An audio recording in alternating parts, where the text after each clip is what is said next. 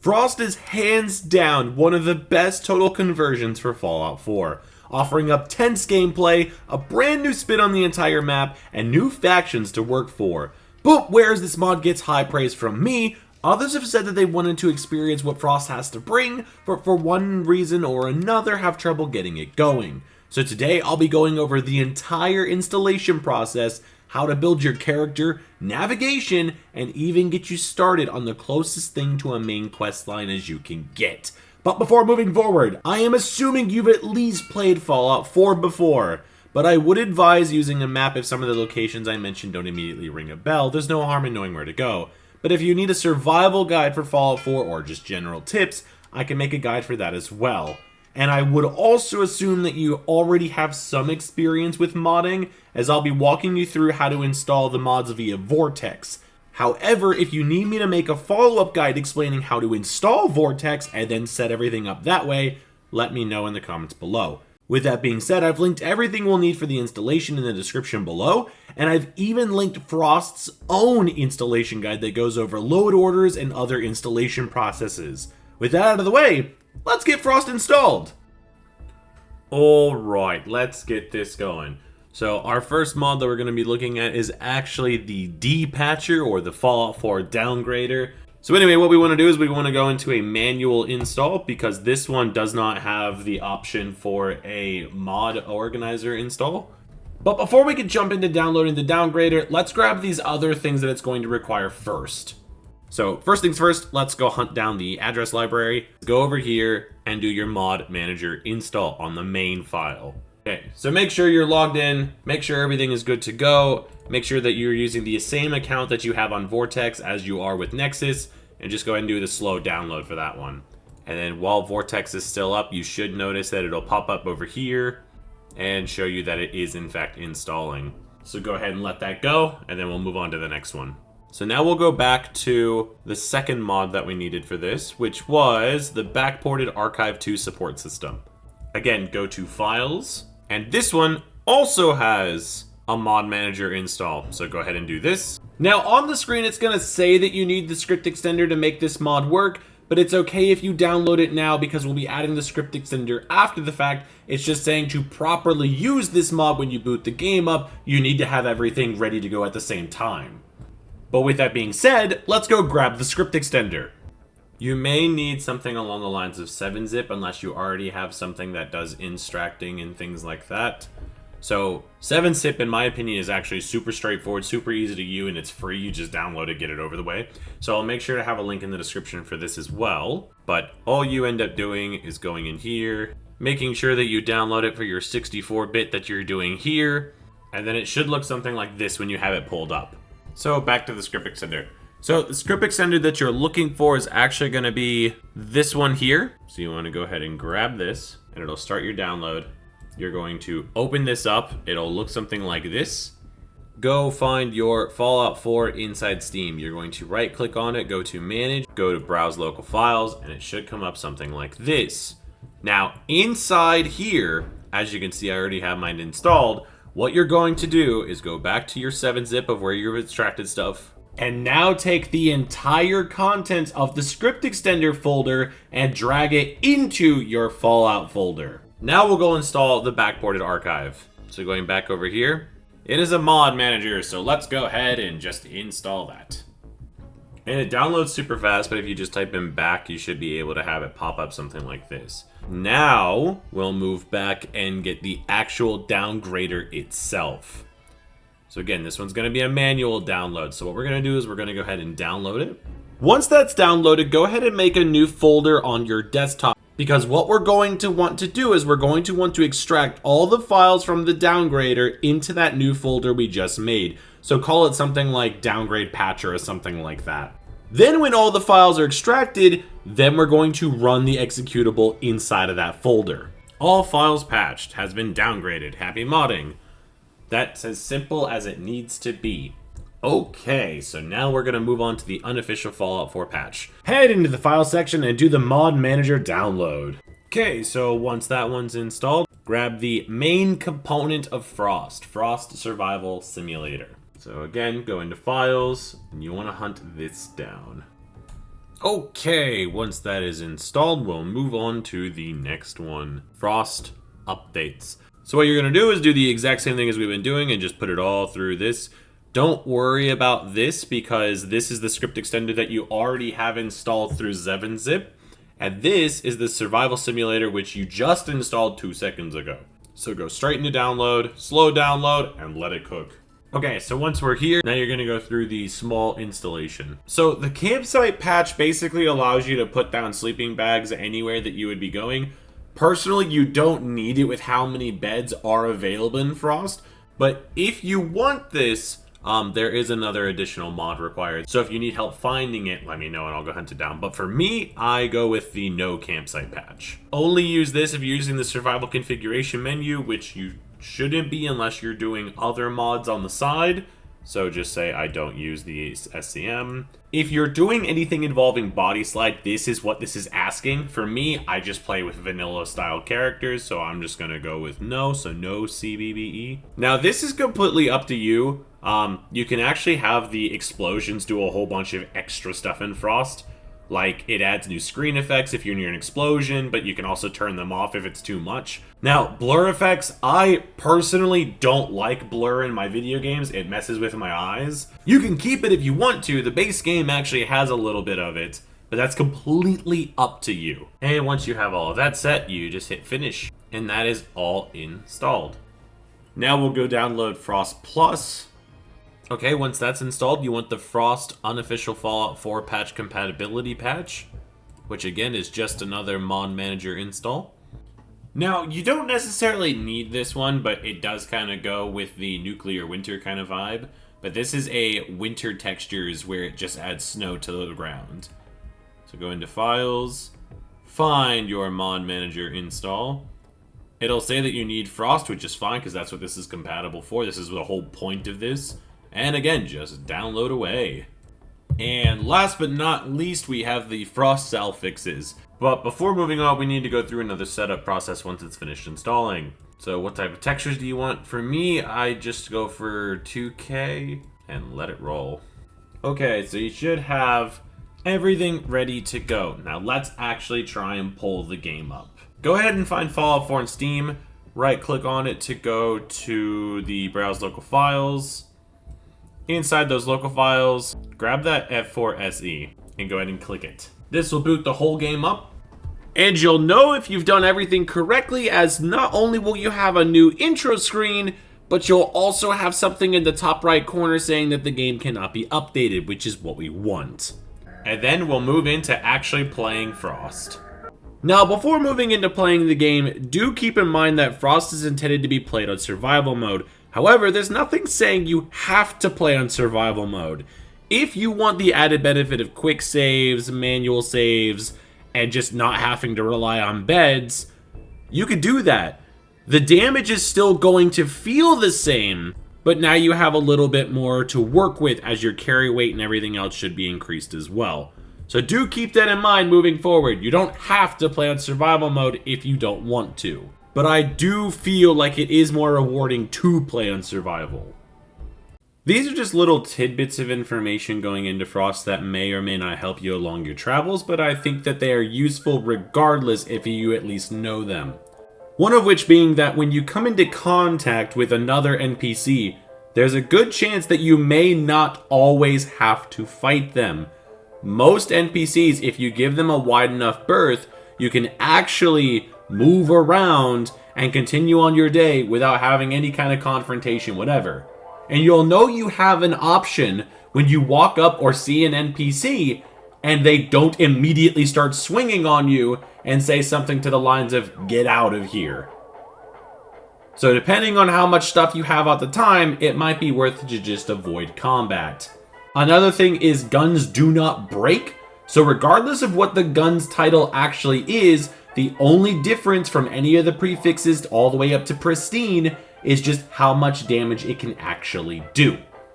As you level up, you'll want to try and take perks that'll boost your damage. If I was you, I would actually put those as the secondary focus. Most of the guns by themselves with minimum perk investment are going to do well enough damage to usually 1 to 2 shot most people. one shot if it's a headshot. Alright, if we're ever gonna survive in this nuclear winter, we need to make a beautiful protagonist. Or antagonist. This is your playthrough. Who am I to tell you what to do? And after creating your character, now comes one of the most important decisions of the run. Are you a human, or are you a ghoul? If you want to stay as a human, all chems, the amount of sanity, and the constant scare of being irradiated will follow suit. If you've played Fallout 4, just think about it as playing a normal character. Ghoul, on the other hand, comes with some pretty gnarly bonuses, but with some harsh negatives. For example, the ability to absorb radiation is busted. As I've shown before, you can basically swim along the entire coast of the entire map and nothing bad will ever happen to you. It is absolutely insane. And considering the entire surface is covered in radiation, this allows you to pretty much wander around on foot wherever you want without the fear of turning into this.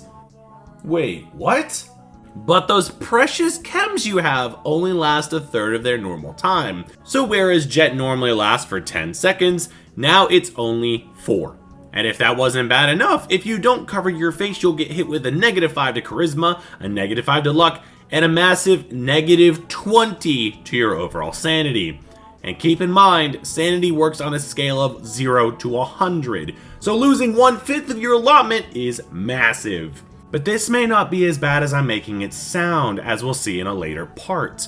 Once you're done making your character, it is now time to find out what happens when you don't play the plumber's call-out fee. Awakening in a new spooky place, now comes the last two of important choices: your build and what location to start in. For the build I'd be recommending, I went with a 6 in strength to give you a decent carry weight but also enough melee damage if you find yourself using melee weapons to conserve ammo. A 2 in perception for the rifleman perk, as most of the better weapons in my opinion for this mod are single shot weapons. A 4 in endurance, mainly for chem resistant and the hunter perk, because in Frost you need a perk to be able to get meat off of animals, and for anyone wondering why I didn't put 10 in endurance, trust me, most of the combat in this is borderline a one shot regardless of how much health you actually have. This will be plenty. I went with a 7 in charisma mainly because there are a very few cases where charisma comes up, and this will give you a leg up to interacting with other NPCs, and plus it has the party girl party boy perk, which is going to be essential to not going insane. Leaving intelligence at 1 is preferred, as in survival going without water will decrease it anyway, so unless you really want to give the cannibals extra brain matter to snack on, I'd steer clear of it. Go ahead and put a 3 in agility so you have access to gunslinger, commando, and sneak. Now you're harder to detect, and now you can cover all bases when it comes to using whatever guns you find. And last but not least, we're going with a 5 in luck, mainly for idiot savant. But this does still give you access to bloody mess and the scrounger perk if you so please. By far, this build should be able to cover all of what you want to do, but with the added bonus of being able to grow from it in any particular direction. And in the unfortunate case that you go insane, you can then focus only on melee without any issue. For a first timer, this is going to be a pretty well-rounded build. But whereas the build is now sorted, now comes the decision of where to begin. Because Bethesda gave everyone Creation Club content, this decision is kinda made for you as the canonical starting location. The access tunnels will be shown with a quest marker. But as far as starting out goes, I would steer clear of the island and Bunker Hill, unless you want to be stranded and unless you want one of the hardest enemies in the game as your first fight. Trust me, choose the tunnels, as that is where the guide is going to be going next. Okie dokie, so first things first, loot the dead guy in your cell and break out of jail. Inside this room is a dead guy lying on a bed, and get rid of any hard feelings you may have towards this person and go cuddle up, as this is the only bed you'll be working with for a while. And I shouldn't have to tell you, but make sure you loot the room and read anything you find. Once you have everything in the room, including the lead pipe underneath this stand and the super secret weapon, trust me, you can't miss the thing, you'll want to head out and check this duffel bag, mainly for the mine detector kit. This item actually makes a small beep to let you know when you're near a trap or mine. It's extremely useful, so long as you don't play with the sound off. Continue on until you get to a hallway with doors on either side. As a new player, I would recommend going into the first door on your right. Now, there's nothing stopping you from heading off and doing your own thing. In fact, going through the door on the left might actually be the safer route through the metro. Like I said, the bed we just came from is the only one for a bit, so give it a shot, you have nothing to lose. Live a little. Go explore, you silly little goose. choose the right door, and continue on until you get to a subway tunnel. This is where I want you to actually spend some time. On the other side of this track are two disgusting ghouls, just pure degenerates. However, they're going to teach you the valuable lesson of blocking. Blocking in Frost is one of, if not the most important rule of combat, with the second being to use Jet, which we don't have. But if you can get blocking down, it's going to make your life so much easier. And because these guys are right down the hall from spawn, you can walk back here over and over again if necessary.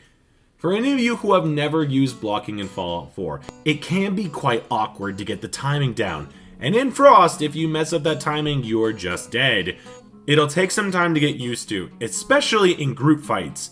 But you usually want to hold the block down as soon as you see the arm of your attacker move. On ghouls, this can be challenging as they move at lightning speed, but this is how I prepare my block. Hands down, the most important thing about blocking in this game is looking straight at your enemy. If you're looking even a fraction off, you won't block and thus will die, making you lose progress, all because of positioning. Regardless of your positioning, the number one rule is to not get greedy. Sometimes an enemy will swing, and if you step out of range, this gives you the perfect time to smack them in the noggin. In group fights, you want to always be moving while blocking or attacking. The only time standing still will help is in a one-on-one fight where concentration is required, like this power armor guy. Being as this area is just 2 steps away from your spawn, take as long as you need to get the basics down, because if you don't learn this now, the rest of your playthrough is going to be terrible.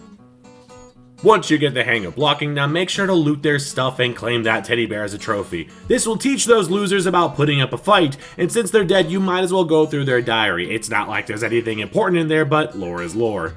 Once you feel like you've gotten the hang on blocking, you want to go down this dark and spooky tunnel that definitely doesn't have anything waiting for you. Nah, I'm just playing. There is something waiting for you, but it's a dead person down here with armor and a mission item. Grab everything they have, and now comes the fork in the road. If you go back to where those ghouls are and loot this box, there is a guaranteed lockpick. And if you follow the path on the screen, you'll arrive at a locked door. Now you only have one shot at this. So if you want to go save, I won't judge you. Others might, but I won't. It'll be our little secret. I'll put some timestamps in the video description as you can get to what I'm aiming at in 2 different ways, but this is the earliest and probably the most safest by far. If you manage to pop that lock, you'll find yourself in a hallway heading to a checkpoint. But don't you, for the love of God, step foot out into the open just yet. I promise you'll get your feet tickled and sent packing before you even realized how you just messed up. This checkpoint you're coming to is the fashion police. But besides being fashionistas, they also hate bipedal sentient jerky. So if you're wearing Alliance clothes, which happens to be their main ops, just strip naked. They would rather see you with no clothes than the wrong ones. If you then talk to the commander here and explain you're just looking for a good time, they'll let you use their beds, giving you a new save. And if you continue speaking with him, he'll give you the upper blue line key, which will allow you to go back to where you looted the armor from and go through a door just behind that. And pushing on will take you to the downtown, a hub location with vendors, doctors, and most importantly, quests. But if you can't pass the speech check and want to get in good with the commander who will offer you a spot in the Metro Federation, you're gonna want to go and make a tiny pit stop real fast.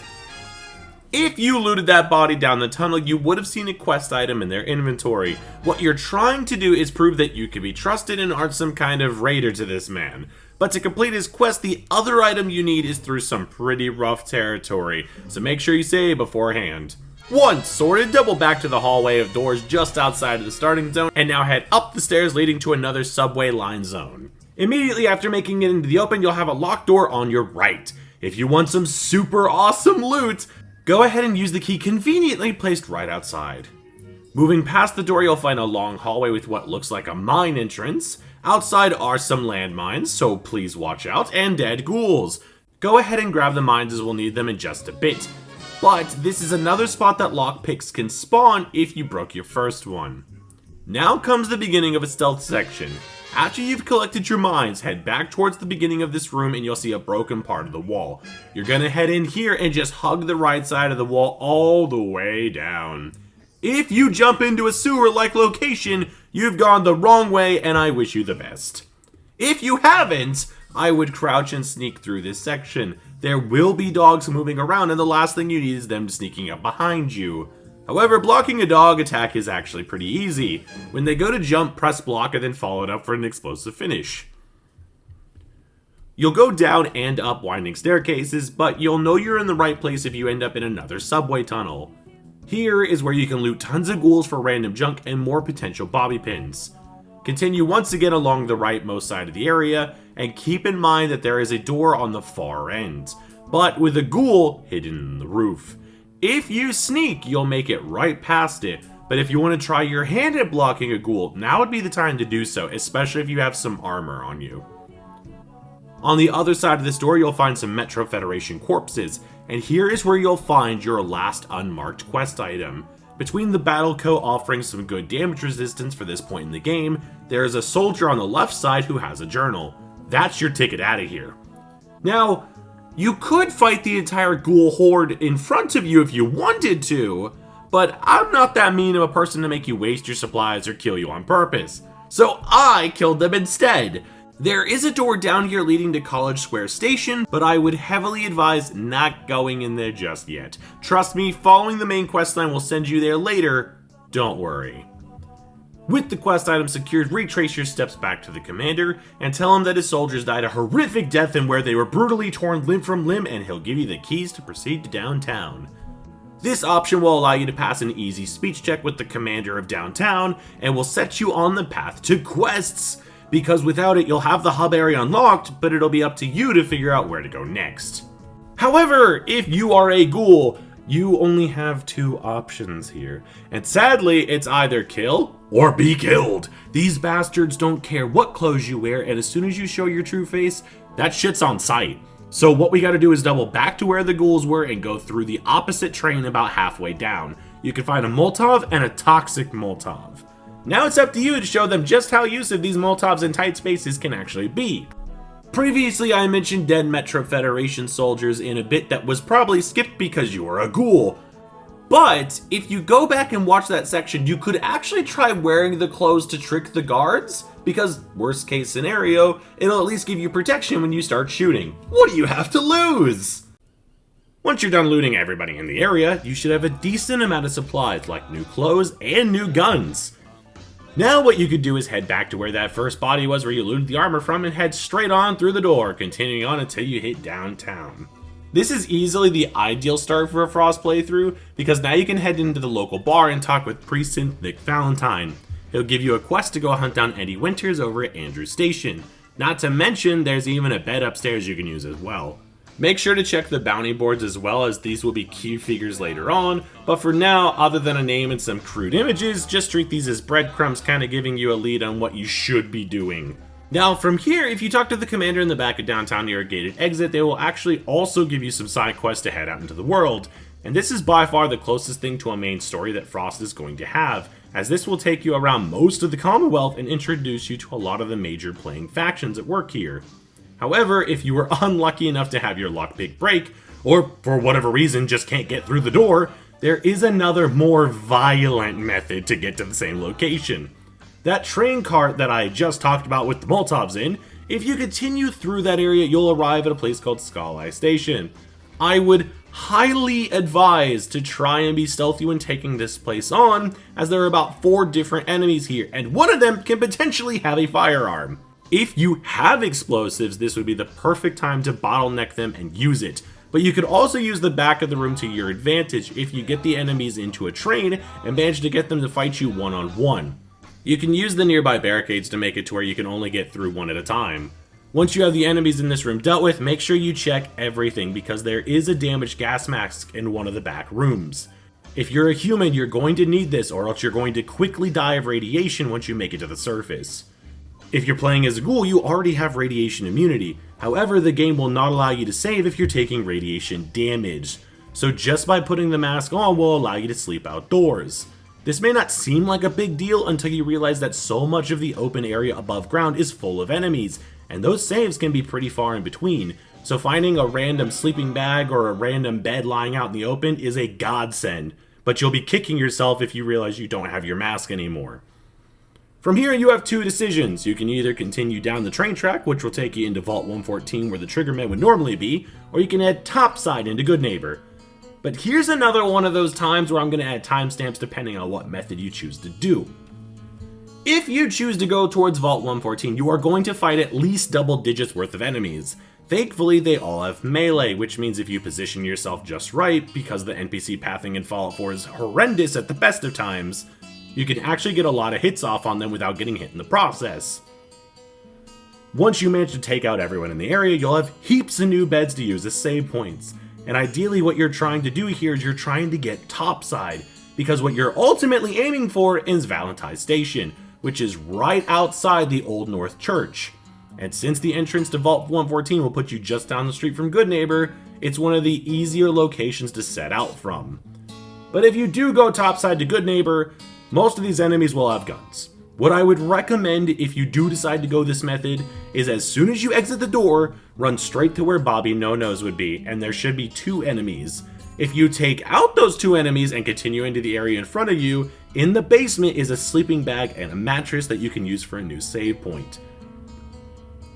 Goodneighbor is one of those high risk, high reward locations, but just keep in mind if you stay and clear out Goodneighbor, you'll need to head back into the metros to leave, as leaving through the main gate isn't a possibility right now. Now, for as bad as I'm making it sound, Goodneighbor actually has a ton of good going for it, especially if you try to raid the old state house. You can easily get like 15 to 20 jet here, and some really, really good weapons.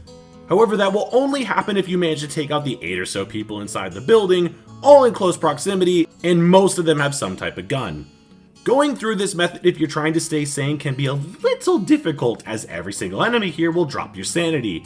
On top of that, there's a heap of jet, where on one hand it'll make the fights easier, it'll also reduce your sanity even faster.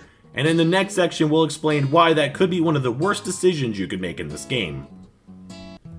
Sanity is by far one of the biggest parts of Frost. Being sane means that using any type of gun is still somewhat doable, as the perks that you can take that tie directly to the gun type just make it so the aiming doesn't go all over the place. Vendors will still give you normal prices for goods depending on your charisma, and being able to talk with NPCs is still a possibility, because the moment you go insane, you can't come back. That means that anytime you would go buy anything from a vendor, they're going to charge you outrageous prices. Talking to an NPC is almost always going to end in a fight, but you do also become the poster child for a melee build. Being insane gives you damage reduction because enemies can't figure out what your next plan is, so therefore they're afraid of you. You get something like a 20% melee increase, you move faster, and at nighttime are harder to detect while sneaking. Having just done a melee run myself, I can tell you that it is one of the most fun ways to play, and easily one of the hardest if what you're fighting has any type of guns. Just think of it as putting everyone on the same playing field, as you'll kill them in one shot, but they'll do the same to you. Now, keeping sanity at bay is also incredibly easy, but you do have to prepare for it. By taking the party girl or party boy perk, not only does it prevent you from getting addicted during certain times at night, but at rank 2 it also doubles the effects of alcohol.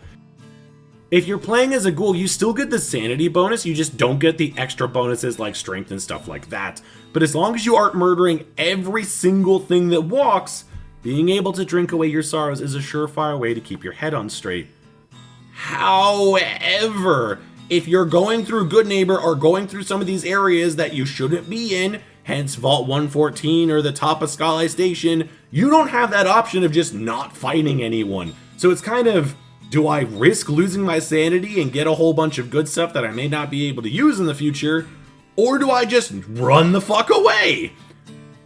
But in the inevitability that you do go insane on your first playthrough, you actually open up unique companions and story beats that otherwise don't exist for the mentally sane. Make sure to check Sanctuary! With that being said, if you go through Vault 114 or Goodneighbor, you might be at a disadvantage and thus lose a lot more sanity early on. You could look at this as a blessing because that means you could just devote everything into strength, but if you're planning on using any type of gun, you need to make sure that your sanity is as topped up as possible, as using a gun while being insane is virtually impossible. Meaning if you spec'd into a rifleman build and go insane, you will lose a lot of those perks that you worked so hard for. And I know I've mentioned how to combat sanity briefly by drinking alcohol, but here's how it works. The player begins with 100, which can either be raised by consuming chems, food, or performing actions, and the same can also be done in reverse. However, there are also actions which don't impact it at all, such as killing animals and ghouls. But those survivors that were scared for their lives and decided to rush you down for your loot, yeah, you're taking a -2 to each kill for that. Killing adults gives a -2 to sanity regardless of being hostile or not. But notice how I said adults?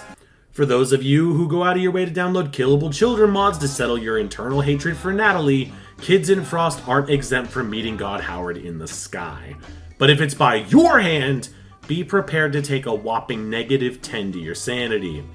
Chems can also either be a hindrance or a blessing. Jet will slow down time, but will destroy your grasp on reality, while Mentats will give you a better grip on the situation. Food does this as well, mainly uncooked to cooked food. But then the decision to balance things comes out. Do you take the negatives from starvation because you can't lose your sanity, or do you take the negative to offset your special stat downgrades? And for the homies in the back who already know, don't forget about the hallucinations! If you go insane, you earn yourself a new set of loading slides that can help or make fun of you, mannequins that'll strike when you least expect it, ghosts of victims that you cannot hurt, and my favorite, comic book characters.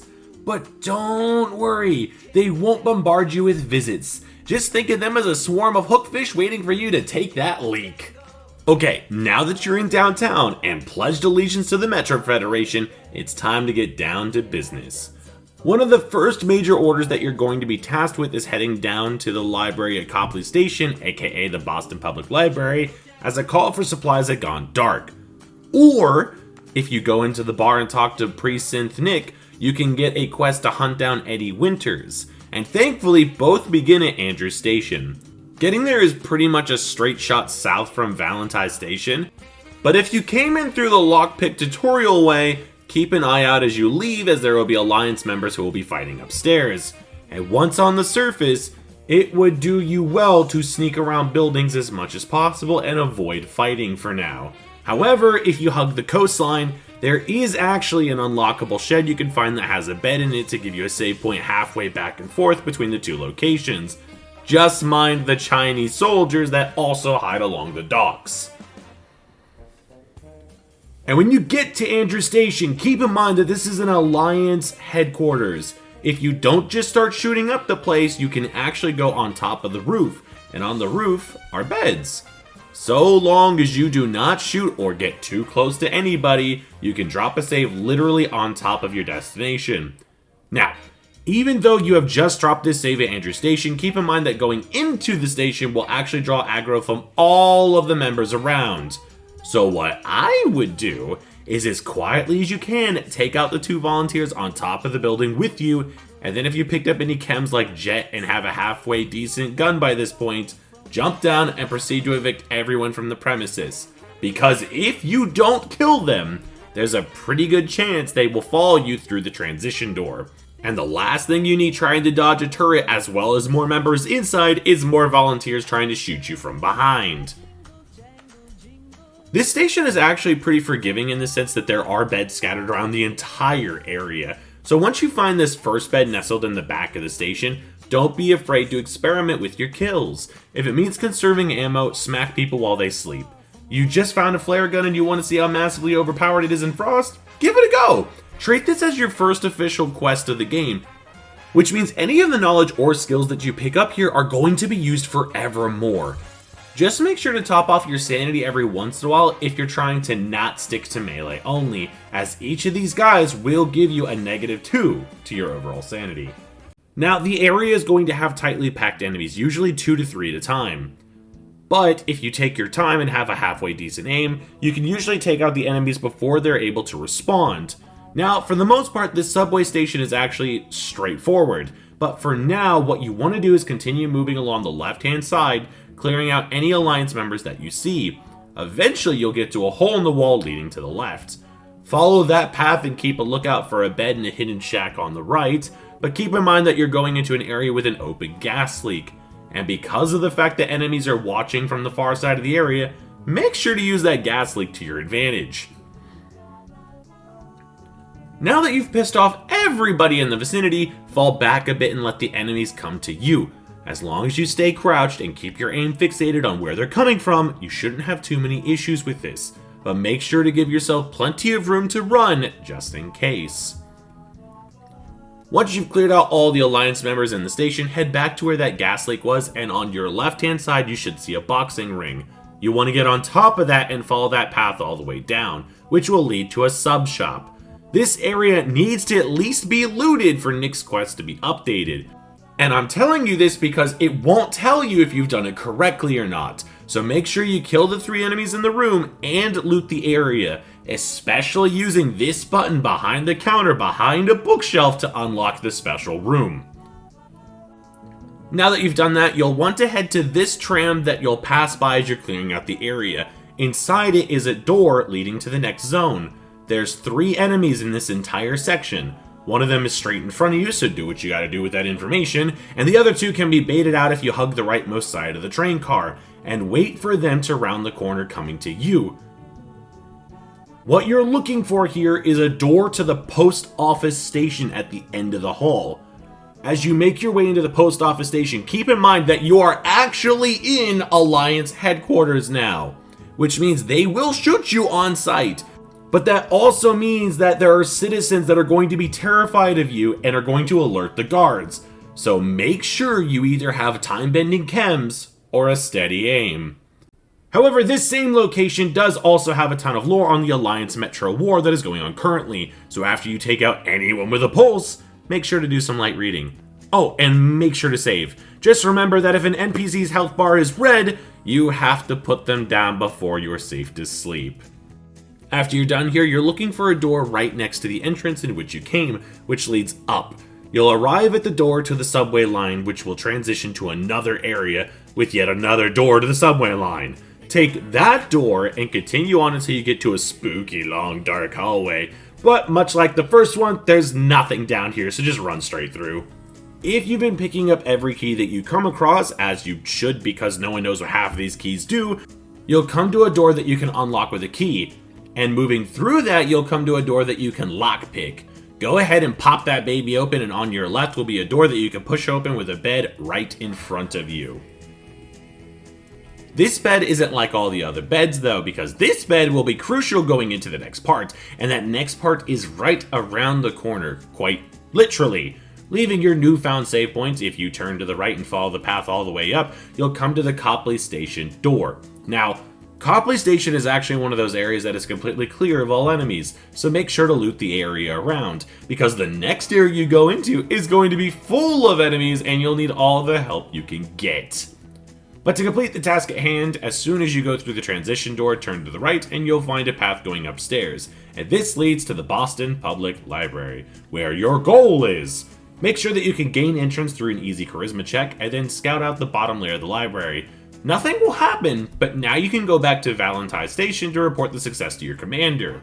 Once you make the hike all the way back, you'll now be able to recruit 2 of your very own soldiers to head all the way back and get to the bottom of whatever is happening at the Boston Public Library.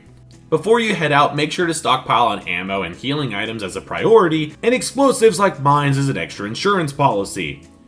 You can also buy new weapons to outfit your new companions before heading out from Big Ozzy as well. Because where you're heading, you're going to need it. To get back to the Boston Public Library, just retrace your steps through Andrew Station, which should be easy if you completely cleaned it out, or go back and watch the previous footage in case you got lost. But before actually going into the library, make sure to drop a save nearby like that bedroll just showed you. Heading into the library, you'll arrive and all should be calm. Scout the area out and make sure not to touch any of the traps, as even with them, the next section can be a bit scuffed. Keep checking around and eventually you'll find a small group of Federation soldiers in the back of the entire area. Once here, take mental notes of your surroundings in case you have to run. These guys are the soldiers you came to find, and as soon as you open this door, you'll figure out why those transmissions stopped. If you have a ranged weapon, I would highly advise getting on top of something and trying your best to cover the front doors. Ghouls are about to show you what happens when you don't pay your taxes. My only advice here is you're the main character, so if you live, that's all that matters. Play it safe, take shots when you can, but don't just sit back and watch. If you're melee, get in there and help your homies out. Once the dust is settled, open up the library storage and find the person behind the transmissions. After talking with Daisy, you'll get one of the very few marked quests in the entire game. But keep in mind if you choose to pursue it, nobody in Frost is essential, which means Homegirl is always one street away from dying. From here, I would recommend to head back to downtown, get some supplies to replenish what you have, and finish out Daisy's quest. This will unlock her as a companion later down the track, and while in downtown, check in on Nick Valentine. If you made it into the sub shop, Nick should agree to become a companion and follow you from now on.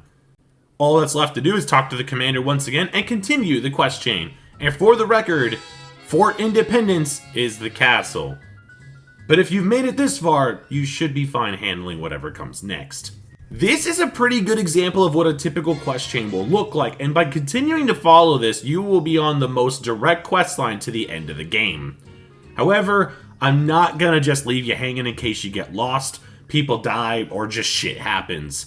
In Frost, there's a whole bunch of things that can possibly occur as you play, like an important feature that will actually cause a screen blur. That screen effect generally dictates that there is something of massive importance nearby, whether it's a specific NPC that has a code for something, or whether it's an important NPC. Keep a lookout for this. But if that still doesn't help, some areas to kick off quest chains or connect to the main story are Dominic Boars for the Moldeman quest chain, which are the cannibals of this game, Salem for the Themis Cultist questline, and for the main military questline, locations like Libertalia, Spectacle Island, Kenmore Station, and Installation K-21B way out in the glowing sea. There is another point in the story that they'll refer to military establishments as forts. What they're referring to is Fort Hagen and Fort Strong. However, any time that the military get brought up in this game, make sure that you have the biggest weapons and the most damage output that you can carry, because the military are by far the hardest faction to deal with in the game, spouting both high tier armor, power armor, and laser weapons. Laser weapons in Frost are a guaranteed death sentence if not given the proper respect. But if you've made it this far, you'll be able to handle it. I'm sure of it. And there you have it. This should be enough for you to get your feet wet, covering about 8 hours of gameplay and hopefully giving you a fair try at the absurdity that is Frost. Be careful around the center of Boston, as that's where the military have set up shop, and make sure to keep your sanity in check. Take lots of breaks and drink some goddamn water. A massive shout out to the homies over on Patreon and to the channel members and everyone that tagged along for these runs. And if you, the viewer, don't have a great day like you deserve, I'm gonna send you straight to Fort Hagen with no weapons. If you need any further assistance, please let me know in the comments and I will try to respond to all of them. And as always, I've been Chris from Crisis Gaming, and I will see you on the next one.